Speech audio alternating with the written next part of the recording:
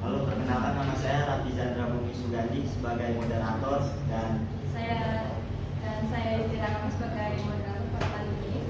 Sebelumnya terima kasih pada MC. Lalu di sini kita akan mulai lanjut dengan diskusi kita yang bertema hak asasi manusia. Yang pertama ada pemaparan dari kelompok 1 yang akan dipaparkan oleh Mbak Najwa dengan Mas Dian.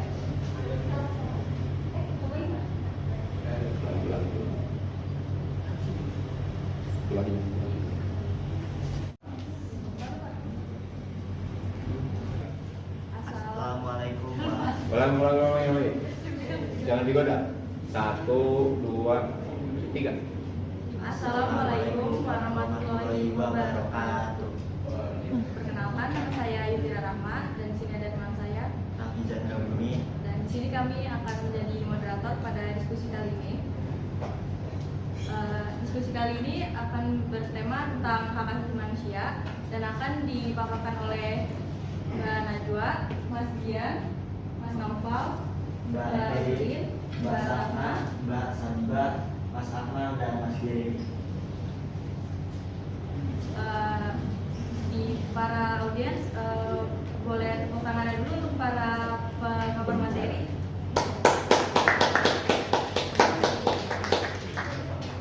Selanjutnya kita akan melanjutkan diskusi kita pada kali ini oleh kelompok 1 yang pertama. Untuk kelompok 1 silakan pemaparannya. Nama saya Najwa Nugra. Di sini saya akan menjelaskan tentang pengertian HAM. Hak asasi manusia, HAM adalah hak dasar yang melekat pada diri manusia, ada sejak dalam kandungan, setelah lahir ke dunia, secara kodrat yang berlaku secara universal dan diakui oleh semua orang. HAM merupakan kepanjangan dari hak asasi manusia, di mana masing-masing kata mempunyai makna tersendiri. Kata hak dalam kalimat ini berarti kepunyaan atau kekuasaan atau sesuatu. Yang utama dan mendasar, sedangkan asasi adalah sesuatu hal yang utama dan mendasar.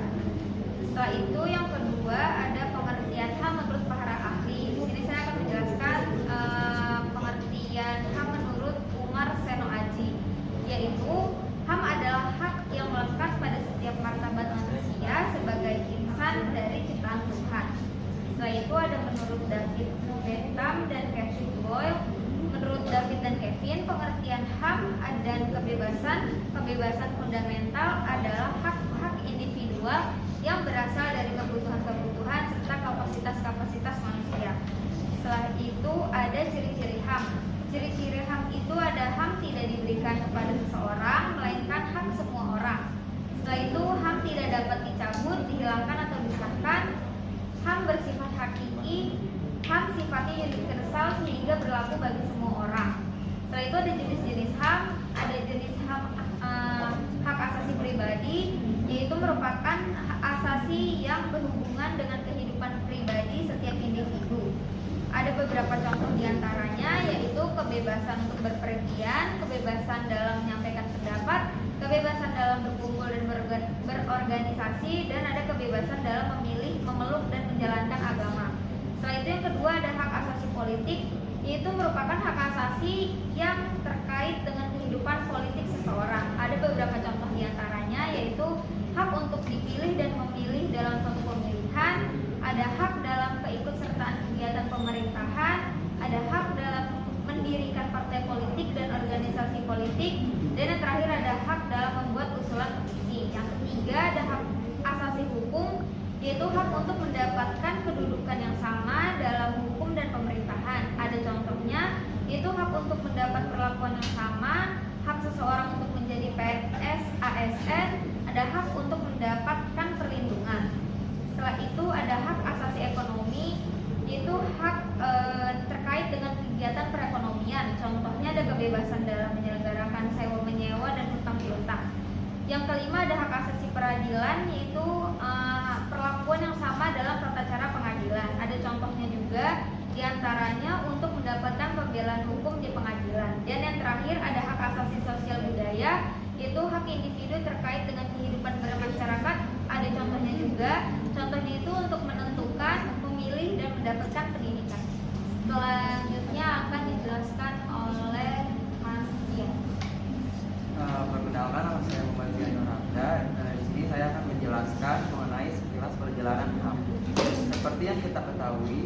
HAM merupakan hal yang melekat pada setiap individu secara universal. Keberadaannya tentu harus diakui dan dihormati oleh setiap orang. Penegak HAM berawal dari banyaknya hak-hak manusia yang tidak terpenuhi sebagai manusia. Kalau melihat sejarah, banyak bangsawan atau orang yang punya kedudukan tinggi memperlakukan rakyat dengan semena-mena, bahkan perbudakan. Sejarah hak asasi manusia di dunia. Dunia Barat, terutama Eropa, paling pertama menyuarakan HAM. Berdasarkan sejarah HAM, Inggris paling pertama merumuskan adanya hak alamiah, John Locke, pada abad ke-17. Sejarah perkembangan HAM dunia diawali dengan 3 hal penting. 1. Magna Carta. 2. Revolusi Amerika. 3. Revolusi Prancis. 1. Magna Carta Liberium Inggris 1215. Sejarah telah mencatat bahwa Inggris memberikan jaminan pada para bangsawan serta keturunannya untuk tidak memenjarakan mereka sebelum proses pengadilan. Jaminan tersebut diberikan bukan tanpa alasan, dikarenakan para bangsawan telah berjasa dalam membiayai kerajaan. Sebagai bentuk balas budi, pihak kerajaan memberikan jaminan yang dinamakan Magna Carta Liberium. Jaminan atau perjanjian tersebut dibuat pada masa kerajaan Raja John tahun 1215 Masehi. Tidaklah heran pada masa itu para bangsawan minta jaminan hukum atau perlindungan hukum pada penguasa, sebab kebanyakan pada zaman dahulu para raja bertindak sesuka hati, membuat hukum sendiri, sedangkan raja dan keluarga kebal hukum. Dengan kata lain, hukum adalah raja, bahwa Magna Carta merupakan tonggak baru bagi sejarah HAM di dunia. Selanjutnya akan dijelaskan oleh Mas Novel. Saya Novel Gernanda dan saya akan melanjutkan pemaparan materi dari Mas Dian. Yang kedua ada Habeas Corpus Act Inggris. Habeas Corpus Act Inggris merupakan statuta yang dikeluarkan pada tahun 1679 oleh Raja Charles II yang berisi bahwa setiap orang dalam kasus tertentu bisa mempertahankan kedudukannya ketika akan dihukum atau dipenjara. Jadi bila seseorang baik pejabat maupun rakyat biasa yang terlibat kasus tertentu tidak ada alasan absen di pengadilan yang telah ditentukan serta sampai ada ketetapan hukum atau infrastruktur.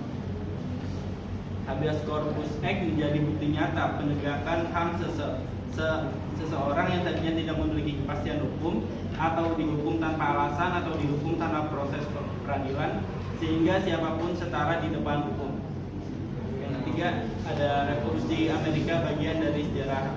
Revolusi Amerika 1776 merupakan peperangan rakyat Amerika melawan penjajah Inggris. Dengan revolusi ini, Amerika merdeka dari Inggris. Pada tahun yang sama, Amerika membuat sejarah baru penegakan HAM, yaitu memasukkan HAM pada perundang-undangan negara. Pada perkembangan HAM di Amerika lebih kompleks daripada di Inggris, bahkan sampai saat ini HAM terus-terusan disuarakan baik oleh pemerintah maupun rakyat. Yang keempat ada Revolusi Prancis. Revolusi Prancis lebih populer daripada Revolusi Amerika. Jika Amerika perang melawan penjajah Inggris untuk mendapatkan kemerdekaan agar negara mandiri bebas dari penjajah, rakyat Prancis perangnya melawan raja sendiri, yaitu Raja Louis XVI yang memiliki kekuasaan absolut. Dengan revolusi ini setidaknya menghasilkan tentang hak atas kebebasan, kesamaan dan persaudaraan. Selanjutnya akan dilanjutkan oleh Mbak Yudhira. Saya Yudhira Rama dan saya akan melanjutkan pemaparan dari Mas Novel. Yang kelima ada Bill of Rights, merupakan deklarasi menuntut 10 hak amandemen yang dilakukan Amerika Serikat terhadap hak perlindungan hak benda serta kebebasan.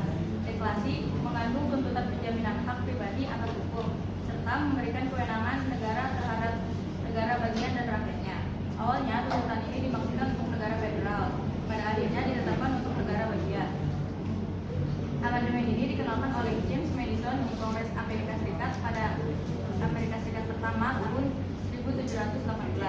Selanjutnya diadopsi oleh DPR Amerika Serikat. Deklarasi hak-hak berhasil memberi perlindungan yang sama pada setiap warga negara Amerika Serikat. Dan yang keenam ada African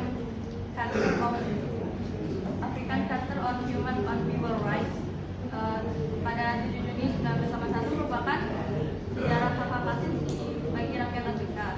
Sebab pada momen ini rakyat-rakyat Afrika bergabung dalam Persatuan Rakyat Afrika mengadakan konferensi mengenai hak asasi manusia. Setiap negara dan konferensi tersebut menyatakan dengan tegas berkomitmen untuk memberantas segala bentuk kolonialisme di tanah Afrika.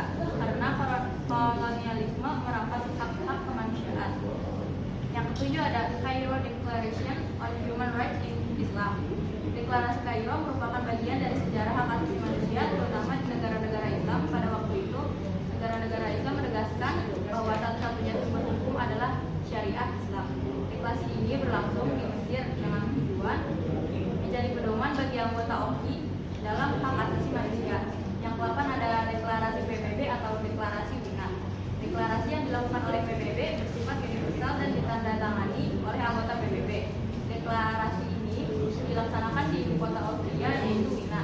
Berhasil mendeklarasikan hak asasi generasi ketiga yaitu tentang hak pembangunan. Deklarasi Wina ini menjadi bagian dari sejarah HAM yang dilakukan PBB untuk menegakkan hak asasi di setiap negara. Dan yang terakhir ada deklarasi Bangkok. Deklarasi Bangkok dilakukan tahun 1993 yang dihadiri oleh negara-negara Asia. Dalam konferensi ini, setiap negara yang hadir berkomitmen untuk menegaskan prinsip-prinsip PBB mengenai HAM. Dan selanjutnya akan dilanjutkan oleh Perkenalkan, nama saya Fajrulita. Saya akan membahas mengenai sejarah hak asasi manusia di Indonesia. Hak asasi manusia di Indonesia dianggap sakral, diperjuangkan dengan penuh kesungguhan sejalan dengan kehidupan berbangsa dan bernegara. Indonesia telah ikut dengan negara-negara lain untuk memperjuangkan HAM, memasukkan rasa kemanusiaan pada produk perundang-undangan, sebab HAM merupakan permasalahan yang sangat fundamental. Pancasila sebagai dasar negara kesatuan Republik Indonesia mendukung dan menjunjung tinggi penegakan HAM. Di awal kemerdekaan Indonesia, Muhammad Hatta merupakan orang yang sangat vokal dalam memperjuangkan HAM. Sejarah hak asasi manusia biasa menjadi acuan tentang perkembangan HAM dalam suatu negara. Bisa dijadikan pijakan untuk penyusunan kebijakan negara sehingga mampu mewujudkan pembangunan yang berbasis hak asasi manusia. Selanjutnya adalah sejarah hak asasi manusia sebelum kemerdekaan. Bangsa Indonesia dalam memperjuangkan HAM sebagai bangsa harus melewati beberapa fase, seperti halnya dalam pembentukan organisasi. Organisasi yang didirikan mewadahi banyak orang untuk sama-sama memahami pentingnya berorganisasi. Bagaimana dia menyadari hak dan kewajiban sebagai anggota organisasi tersebut. Organisasi yang dibangun memperjuangkan hak-hak rakyat dengan cara yang berbeda, namun pada hakikatnya mempunyai tujuan yang sama untuk menghapuskan kolonialisme di tanah Indonesia, sehingga dengan demikian masyarakat Indonesia menjadi manusia yang seutuhnya karena kemanusiaannya terpenuhi. Seperti contoh, Budi Utomo memperjuangkan hak masyarakat dan kemanusiaan lewat petisi-petisi dan surat yang disampaikan kepada kolonial Belanda pada waktu itu. Kemudian ada Syarikat Islam yang berusaha memperjuangkan hak-hak kemanusiaan dan menghilangkan diskriminasi secara rasial.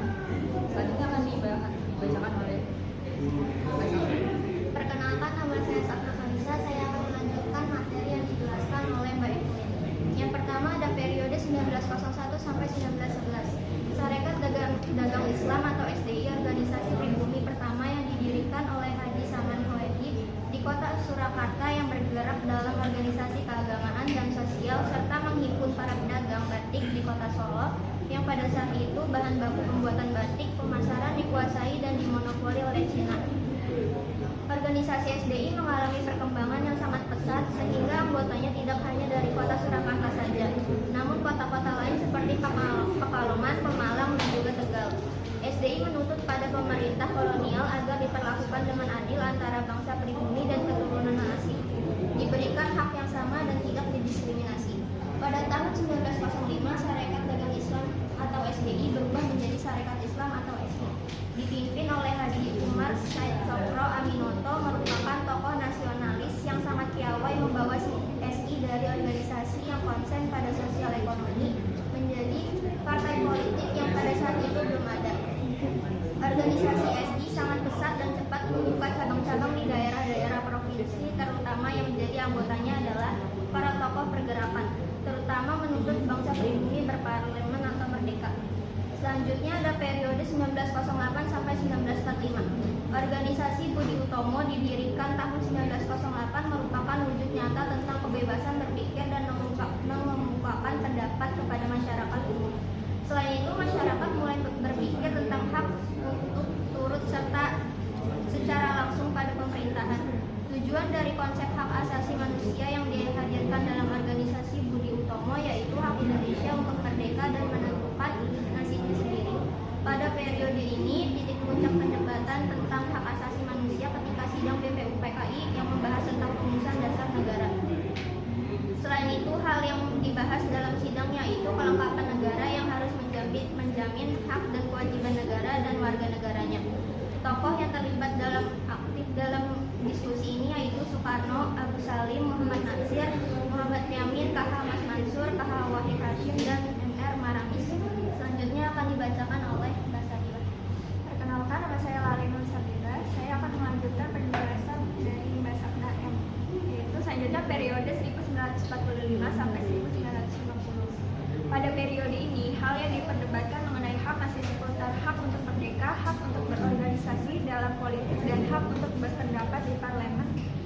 Ciri dari periode ini pada bidang sipil dan politik yaitu berada pada Undang-Undang Dasar 1945 pasal 25 sampai pasal 30, Maklumat Pemerintah 1 November, 3 November, dan 14 November 1945, KRIS, KUHP pasal 99, dan selanjutnya pada bidang ekonomi, sosial, dan budaya terdapat pada UUD 1945, terutama pada pasal 27, 31, 33, dan pasal 34, dan KRIS pasal 36 sampai pasal 40. Selanjutnya periode 1950 sampai 1959. Pada masa ini perkembangan hak asasi manusia dipengaruhi oleh sistem pemerintah Indonesia yang berubah. Pada periode ini, sistem politik Indonesia dipengaruhi oleh sistem liberalisme dan parlementer dengan diberlakukan UUDS sejak 17 Agustus 1950 sampai 5 Juli 1959. Aktualisasi hak asasi manusia pada periode ini yaitu partai politik semakin banyak bermunculan meskipun tumbuh dengan ideologinya masing-masing. Hak pers pada periode ini memiliki kebebasan, pemilu dilakukan secara jurdil dan bebas, DPR menunjukkan hasil kinerja yang baik dengan pengawasan dan kontrol seimbang. Dan yang terakhir, keberadaan partai politik dengan ideologi yang berbeda-beda tetap memiliki visi yang sama, yaitu untuk memasukkan hak asasi manusia ke dalam batas UUD. Selanjutnya akan dijelaskan oleh Mas Akmal. Terima kasih. Perkenalkan, nama saya Muhammad Falabra. Saya akan melanjutkan materi yang pertama, periode 1959 sampai 1966. Sejak diberlakukannya dekret Presiden 5 Juli 1959 oleh Presiden Soekarno, sistem pemerintahan menjadi demokrasi terpimpin. Hal ini berdampak pada sistem politik yang dibawahi kendali Presiden sepenuhnya. Oleh karena itu, kebebasan untuk berpendapat, berserikat, berkumpul, dan mengeluarkan pikiran dan tulisan yang sangat dibatasi. Pemerintah Orde Baru memberikan penolakan terhadap konsep HAM dengan alasan HAM merupakan pemikiran yang berasal dari Barat dan dianggap bertolak belakang dengan nilai-nilai budaya Indonesia dan dasar negara Pancasila. Yang kedua, rakyat Indonesia mengenal HAM melalui Undang-Undang 1945 yang lahir lebih dahulu dibandingkan dengan Deklarasi Universal Hak Asasi Manusia. Yang ketiga, permasalahan mengenai HAM dianggap yang berasal dari Barat tersebut dianggap menjadi senjata yang tidak terlihat untuk memojokkan negara berkembang seperti Indonesia. Yang keempat, fakta pada pemerintahan Orde Baru terjadi beberapa pelanggaran HAM yang dilakukan. Selanjutnya periode 1966 sampai 1998. Kejadian pemberontakan 30 SPKI pada tanggal 30 September 1966 membawa bangsa Indonesia pada masa yang sangat kelam. HAM dianggap produk Barat. Fokus pada periode ini adalah pembangunan untuk Indonesia. Namun HAM dianggap sebagai penghambat untuk pembangunan. Namun beberapa masyarakat umum menganggap HAM sesuatu masalah yang universal dan terbuka. Titik puncaknya dari perlindungan HAM pada periode ini adalah turunnya Presiden Soeharto dari jabatan tahun 1998. Selanjutnya akan dilanjutkan oleh Mas Jari. Perkenalkan, nama saya Jari Magabian, akan melanjutkan pemaparan materi dari Mas Dewa. Yang kedua yaitu Undang-Undang tentang HAM. Undang-Undang Dasar RI tahun 1945 mengatur tentang hak asasi manusia yang diatur dalam pasal 28A hingga 28J. Adapun penjelasan singkat Undang-Undang HAM sebagai berikut.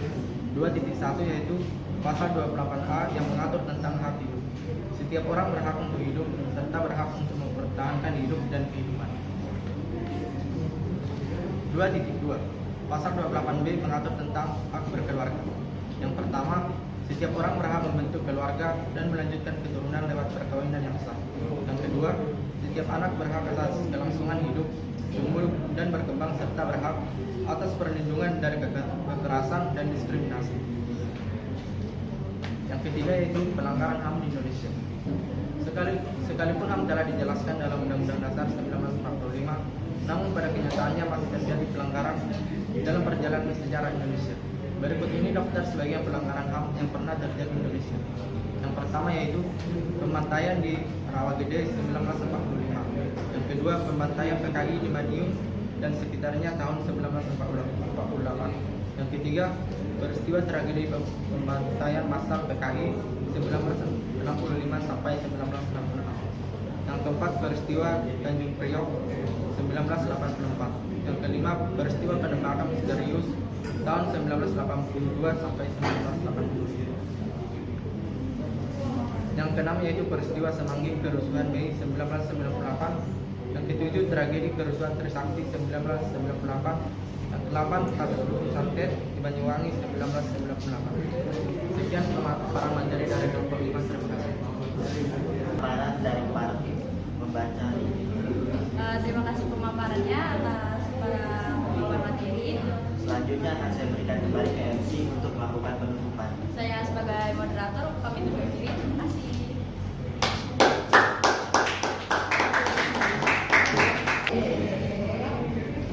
Demikian forum diskusi hari ini kami tutup. Kurang lebihnya mohon dimaafkan. Terima kasih. Wassalamualaikum warahmatullahi wabarakatuh.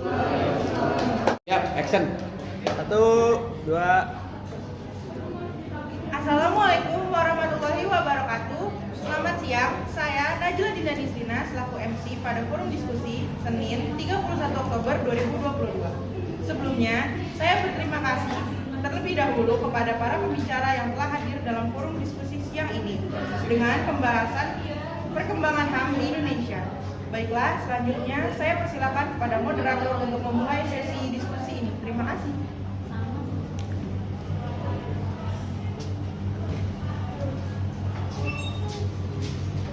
Assalamualaikum warahmatullahi wabarakatuh. Salam. Perkenalkan, nama saya Raffi Chandra Budi Sudandi sebagai moderator. Dan saya Yudhira Rama dan menjadi moderator pada diskusi kali ini. Sebelumnya berterima kasih kepada MC. Dan berikut adalah nama-nama pembaca materi hari ini. Ada Mas Dio, Mas Wijay, Mbak Diah Kusuma, Mas Citra, Mas Fauzan, Mas Fitri, Mas Bintang, Mas Johan, Mas Dafa, dan Mbak Rahmat. Untuk membaca materi pertama, dipersilakan untuk Mas Dio. Ya, terima kasih moderator. Di pengertian HAM sendiri adalah hak-hak dasar yang melekat pada diri manusia yang ada sejak dalam kandungan setelah lahir ke dunia secara mandiri yang berlaku secara universal dan diakui oleh semua orang. HAM merupakan kepanjangan dari hak asasi manusia, di mana masing-masing kata mempunyai makna tersendiri.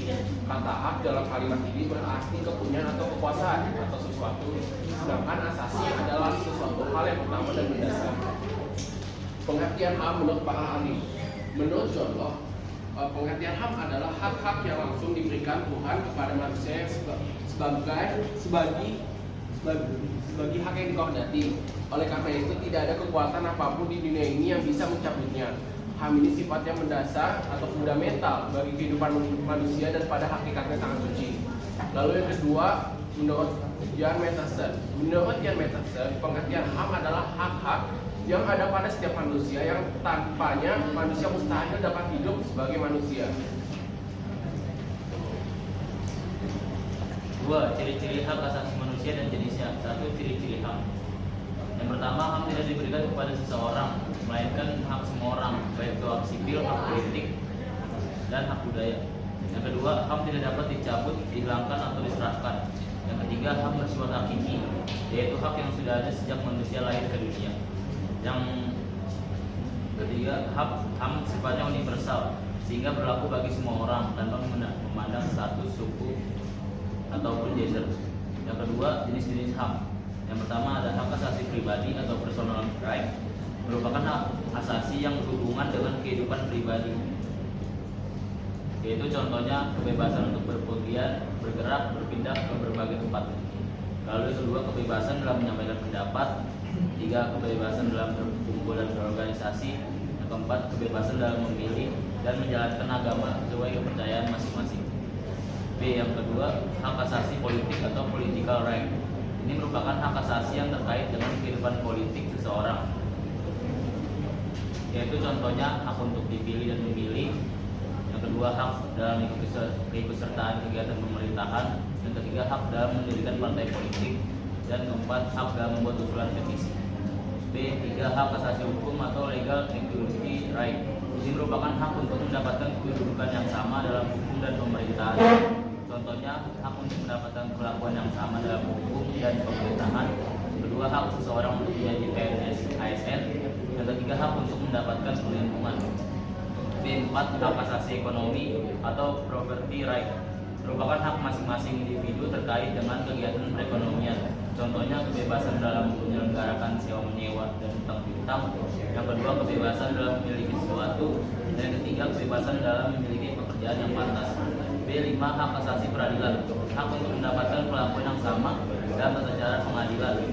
Contohnya, hak untuk mendapatkan pembelaan hukum dan hak untuk mendapatkan persamaan atas perlakuan penggeledahan. B6. Hak asasi sosial budaya atau social culture merupakan hak individu terkait dengan kehidupan bermasyarakat, yaitu contohnya hak untuk menentukan, memilih dan mendapatkan pendidikan. Yang kedua, hak untuk mendapatkan pengajaran. Dan yang ketiga, hak untuk mengembangkan budaya yang sesuai dengan bakat dan minat pribadi. Lalu selanjutnya ada sekilas perjalanan HAM. Seperti yang kita ketahui, bahwa HAM merupakan hal yang melekat pada setiap individu secara universal. Keberadaannya tentu harus diakui dan dihormati oleh setiap orang. Penegakan HAM berasal dari banyaknya hak-hak manusia yang tidak terpenuhi sebagai manusia. A. Sejarah hak asasi manusia di dunia. Dunia Barat, terutama Eropa, paling pertama menyuarakan HAM. Sejarah perkembangan HAM dunia diawali dengan 3 hal penting. Yang pertama ada Magna Carta, kedua Revolusi Amerika, ketiga Revolusi Prancis. Yang pertama, Magna Carta Liberium Inggris 1215. Sejarah telah mencatat bahwa Inggris memberikan jaminan pada para bangsawan serta keturunannya untuk tidak memenjarakan mereka sebelum proses pengadilan. Jaminan tersebut diberikan bukan tanpa alasan, dikarenakan para bangsawan telah berjasa dalam membiayai kerajaan. Sebagai bentuk balas budi, pihak kerajaan memberikan jaminan yang dinamakan Magna Carta Liberium. Jaminan atau perjanjian tersebut dibuat pada masa Raja John tahun 1215 Masehi. Tidaklah heran pada masa itu para bangsawan minta jaminan hukum atau perlindungan hukum pada penguasa, sebab kebanyakan zaman dahulu para raja bertindak sesuka hati membuat hukum sendiri, sedangkan raja dan keluarga kebal hukum. Dengan kata lain, hukum adalah raja. Selanjutnya akan dilanjutkan dengan Mas. Terima kasih Mbak Musma. Selanjutnya yang kedua yaitu Habeas Corpus Act Inggris. Habeas Corpus Act Inggris merupakan statuta yang dikeluarkan pada tahun 1679 oleh Raja Charles II yang berisi bahwa setiap orang dalam kasus tertentu dapat mempertahankan kedudukannya ketika akan dihukum ataupun dipenjara. Jadi bila seorang baik pejabat maupun rakyat biasa yang terlibat dalam kasus tertentu tidak ada lagi alasan untuk absen dalam pengadilan yang telah ditentukan serta sampai adanya penetapan hukum ataupun ingkrah. Tidak ada alasan setiap orang untuk mendapatkan dispensasi dari pengadilan. Maka putusan hakim pun dapat dijatuhkan sesuai dengan undang-undang. Habeas Corpus Act menjadi bukti nyata penegakan HAM seseorang yang tadinya tidak memiliki kepastian hukum atau dihukum tanpa alasan atau dihukum tanpa proses peradilan, sehingga siapapun dapat setara di depan hukum. Lalu yang ketiga ada Revolusi Amerika, bagian dari sejarah HAM. Revolusi Amerika 1776 merupakan peperangan rakyat Amerika melawan penjajah Inggris. Dengan revolusi ini, Amerika merdeka dari Inggris. Pada tahun yang sama, Amerika membuat sejarah baru penegakan HAM, yaitu memasukkan HAM pada perundang-undangan negara. Pada perkembangan HAM di Amerika lebih kompleks daripada di Inggris. Bahkan sampai saat ini HAM terus-terusan disuarakan baik oleh pemerintah maupun rakyat. Lalu yang keempat ada Revolusi Prancis. Revolusi Prancis lebih populer daripada Revolusi Amerika. Jika Amerika perang melawan penjajah Inggris untuk mendapatkan kemerdekaannya, agar negara mandiri bebas dari penjajah, rakyat Prancis perangnya melawan rajanya sendiri, yaitu Raja Louis ke-16 yang memiliki kekuasaan absolut. Dengan revolusi ini setidaknya menghasilkan tentang hak atas kebebasan, kesamaan, dan persaudaraan. Sekian dari saya, dilanjutkan dengan Mas Fauzan.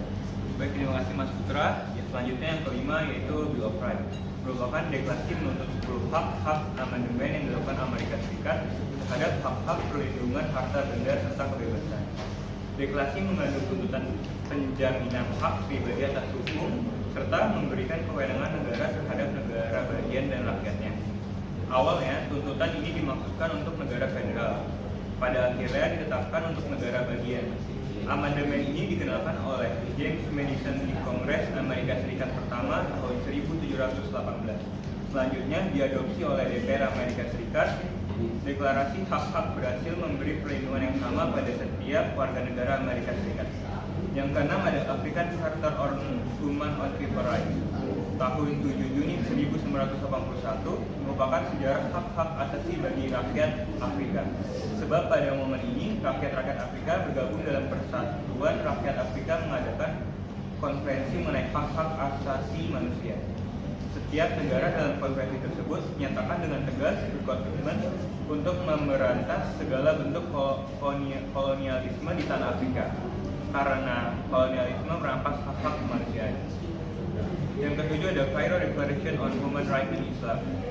Deklarasi Kairo merupakan bagian dari sejarah hak asasi manusia terutama di negara-negara Islam pada waktu itu. Negara-negara Islam menegaskan bahwa satu-satunya sumber hukum adalah syariah Islam. Deklarasi ini berlangsung di Mesir dengan tujuan untuk menjadi pedoman bagi anggota OI dalam hak asasi manusia. Selanjutnya yang kedelapan ada deklarasi PBB atau deklarasi Wina. Deklarasi yang dilakukan oleh PBB bersifat universal dan ditandatangani oleh anggota PBB. Deklarasi ini dilaksanakan di ibu kota Austria yaitu Wina. Berhasil mendeklarasikan hak asasi generasi ketiga yaitu tentang hak pembangunan. Deklarasi Wina ini menjadi bagian dari sejarah HAM yang dilakukan PBB untuk menegakkan hak asasi manusia di setiap negara. Yang terakhir ada deklarasi Bangkok. Deklarasi ini dilakukan tahun 1993 yang dihadiri oleh negara-negara Asia. Dalam konferensi ini setiap negara yang hadir berkomitmen untuk menegakkan prinsip-prinsip PBB mengenai HAM. Baik, selanjutnya akan dilanjutkan oleh Mas Fikri. Terima kasih Mas Fauzan. Sejarah hak asasi manusia di Indonesia. Hak asasi manusia di Indonesia dianggap sakral, diperjuangkan dengan penuh kesungguhan. Sejalan dengan kehidupan berbangsa dan bernegara, Indonesia telah ikut dengan negara-negara lain untuk memperjuangkan HAM, memasukkan rasa kemanusiaan pada produk perundang-undangan, sebab HAM merupakan permasalahan yang sangat fundamental. Pancasila sebagai dasar negara kesatuan Republik Indonesia mendukung dan menjunjung tinggi penegakan HAM. Di awal kemerdekaan Indonesia, Muhammad Hatta merupakan orang yang sangat vokal dalam memperjuangkan HAM. Sejarah hak asasi manusia biasa menjadi acuan tentang perkembangan HAM dalam suatu negara. Bisa dijadikan pijakan untuk menyusun kebijakan negara sehingga mampu mewujudkan pembangunan yang berbasis hak asasi manusia. Lalu ada sejarah hak asasi manusia sebelum kemerdekaan. Bangsa Indonesia dalam memperjuangkan HAM sebagai bangsa harus melewati beberapa fase, seperti halnya dalam pembentukan organisasi. Organisasi yang didirikan mewadahi banyak orang untuk sama-sama memahami pentingnya berorganisasi. Bagaimana dia menyadari hak dan kewajiban sebagai anggota organisasi tersebut. Organisasi yang dibangun memperjuangkan hak-hak rakyat dengan cara yang berbeda, namun pada hakikatnya mempunyai tujuan yang sama untuk menghapuskan kolonialisme di tanah air Indonesia. Sehingga dengan demikian masyarakat Indonesia menjadi manusia yang seutuhnya. Karena hak kemanusiaannya dipenuhi. Seperti contoh Budi Utomo memperjuangkan hak masyarakat dan kemanusiaan lewat petisi-petisi dan surat yang disampaikan oleh pada kolonial Belanda pada waktu itu. Kemudian ada syarikat Islam yang berusaha memperjuangkan hak-hak kemanusiaan dan menghilangkan diskriminasi secara pasal. Sekian dari saya, lanjutkan dengan Mas Bintang. Baik, terima kasih Mas Fikri. Selanjutnya pada sejarah perkembangan hak asasi manusia di Indonesia periode 1901 sampai 1911. Sarekat Dagang Islam atau disingkat SDI merupakan organisasi pribumi pertama yang didirikan oleh Haji Saman Koini di kota Surakarta yang bergerak dalam organisasi keagamaan dan sosial serta menghimpun para pedagang batik di kota Solo. SDI menuntut pada pemerintah kolonial agar diperlakukan dengan adil antara bangsa pribumi dan keturunan asing, diberikan hak yang sama dan tidak didiskriminasi. Pada tahun 1905, Sarekat Dagang Islam atau disingkat SDI berubah menjadi Sarekat Islam atau disingkat SI. Dipimpin oleh Haji Umar Said Cokro Aminoto, merupakan tokoh nasionalis yang sangat piawai membawa diri SI dari organisasi yang konsen pada sosial ekonomi menjadi partai politik yang pada saat itu belum ada. Selanjutnya periode 1908 sampai 1945. Organisasi Budi Utomo didirikan pada tahun 1908 merupakan wujud nyata tentang kebebasan berpikir dan mengumumkan pendapat kepada masyarakat umum. Selain itu, masyarakat mulai berpikir tentang hak untuk turut serta secara langsung pada pemerintahan. Tujuan dari konsep hak asasi manusia yang dihadirkan dalam organisasi Budi Utomo yaitu hak Indonesia untuk merdeka dan hak menentukan nasibnya sendiri. Pada periode ini, titik puncaknya ialah pada perdebatan tentang hak asasi manusia ketika sidang BPUPKI yang membahas soal rumusan negara. Selain itu, hal lainnya yang dibahas dalam sidang yaitu kelengkapan negara yang harus menjamin hak dan kewajiban negara dan warga negara. Tokoh yang terlibat aktif dalam diskusi ini ialah Soekarno, Agus Salim, Muhammad Natsir, Muhammad Yamin, Kiai Haji Mas Mansur, Kiai Haji Wahid Hashim, dan Mr. Marakis. Selanjutnya dilanjutkan oleh Mas Ilham. Terima kasih Mas Bintang. Yang selanjutnya J, periode 1945 sampai 1950. Pada periode ini, hal yang diperdebatkan mengenai HAM masih seputar hak untuk merdeka, hak untuk berorganisasi dalam politik, dan hak untuk berpendapat di parlemen. Dan ciri dari periode ini adalah bidang sipil dan politik. Undang-Undang Dasar 1945 terutama pasal 25, pasal 26, pasal 27, pasal 28, pasal 29, dan pasal 30.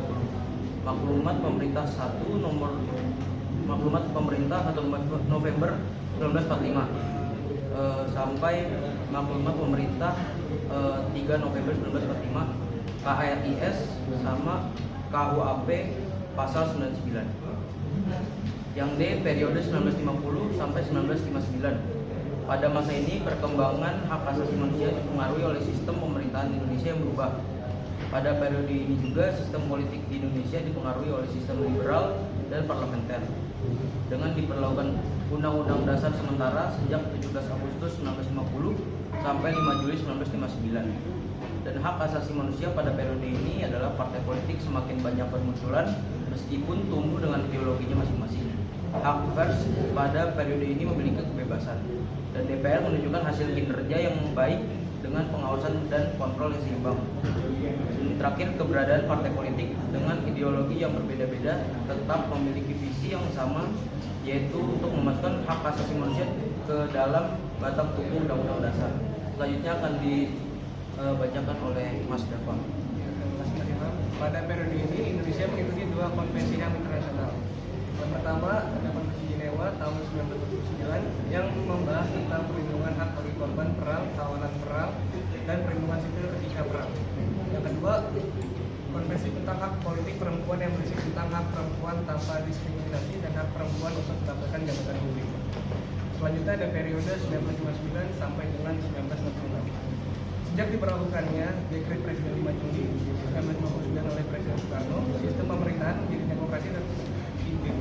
Hal ini berdampak pada sistem politik yang dibawa kendali Presiden sepenuhnya. Oleh karena itu, kebebasan untuk berpendapat, berserikat, berkumpul, dan mengeluarkannya pikiran dengan tulisan sangat dibatasi. Pemerintah Orde Baru memberikan penolakan terhadap konsep HAM dengan alasan yang pertama, HAM merupakan pemikiran yang berasal dari Barat dan dianggap bertolak belakang dengan nilai-nilai budaya bangsa Indonesia dan dasar negara Pancasila. Yang kedua, rakyat Indonesia mengenal HAM melalui UUD 1945 yang lahir lebih dulu dibandingkan dengan Deklarasi Universal Hak Asasi Manusia. Yang ketiga, permasalahan mengenai HAM dianggap yang berasal dari Barat tersebut dianggap menjadi senjata yang tidak terlihat untuk memojokkan negara berkembang seperti Indonesia. Faktanya, pada pemerintah Orde Baru terjadi beberapa pelanggaran HAM yang dilakukan. Selanjutnya ada periode 1966 hingga 1998. Kejadian pemberontakan G30 SPKI pada tanggal 30 September 1966 membawa bangsa Indonesia pada masa yang sangat kelam.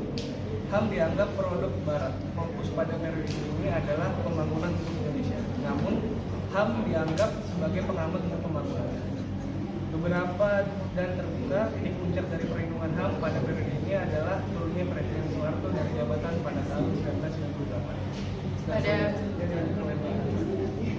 Pada periode ini Indonesia mengikuti beberapa konvensi masalah hak asasi manusia, diantaranya yang pertama, Konvensi tentang penghapusan bentuk diskriminasi terhadap perempuan tertuang dalam UU Nomor 7 Tahun 1944. Kedua, Konvensi anti apartheid dalam olahraga anti-apartheid tertuang dalam UU Nomor 48 Tahun 1993. Tiga, perkembangan hak asasi manusia pada era reformasi mengalami perkembangan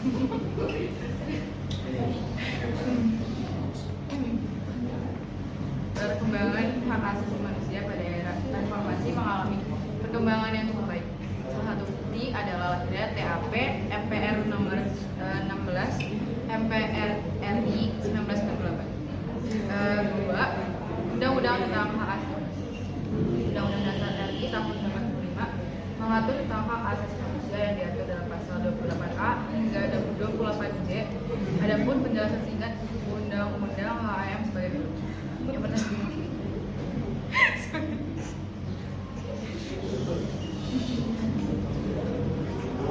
sebagai berikut. Pertama, pasal 28A mengatur tentang hak hidup. Kedua, pasal 28B mengatur tentang hak berkeluarga. Pasal 28C mengatur tentang hak memperoleh pendidikan. Pasal 28D mengatur tentang kepastian hukum. Pasal 28E mengatur tentang kebebasan beragama. Pasal 28F mengatur tentang perlindungan diri. Pasal 28H mengatur tentang kesejahteraan dan jaminan sosial. Pasal 28I mengatur tentang hak-hak basic asasi manusia. Pasal 28J mengatur tentang penghormatan hak asasi manusia. Poin ketiga, pelanggaran hak asasi manusia di Indonesia. Berikut ini daftar sebagai pelanggaran hak asasi manusia di Indonesia. Pertama, pembantaian di Rawagede tahun 45. Kedua, pembantaian PKI di Madiun dan sekitarnya tahun 48. Ketiga, peristiwa tragedi pembantaian massal PKI tahun 1965 sampai 1966. Keempat, peristiwa Tanjung Priok 84. Kelima, peristiwa penembakan misterius atau Petrus tahun 1982 sampai 1985. Keenam, peristiwa Talang Sari Lampung tahun 89. Ketujuh, peristiwa Santa Cruz Dili Timur 1991.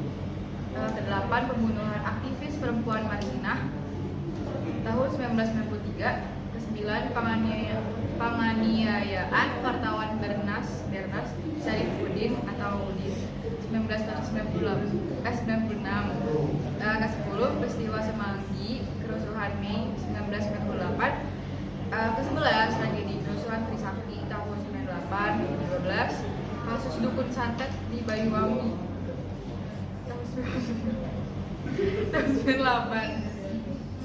Ke-13, peristiwa Wamena berdarah April 2003. 14, kasus Bulu Kumba tahun 2003. 15, peristiwa AB Pura Papua tahun 2003. Ke-16, pembunuhan aktivis hak asasi manusia yang bernama Munir Said Salih tahun 2004 dan seterusnya baik lagi. Sekian. Kita kembali ke Nato. Baik, terima kasih kepada para pembicara. Cukup sekian diskusi kita pada kali ini.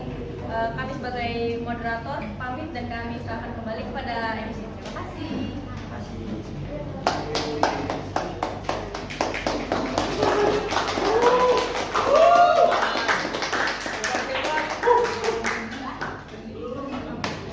Demikian forum diskusi hari ini kami tutup. Kurang lebihnya mohon dimaafkan. Terima kasih. Wassalamualaikum warahmatullahi wabarakatuh.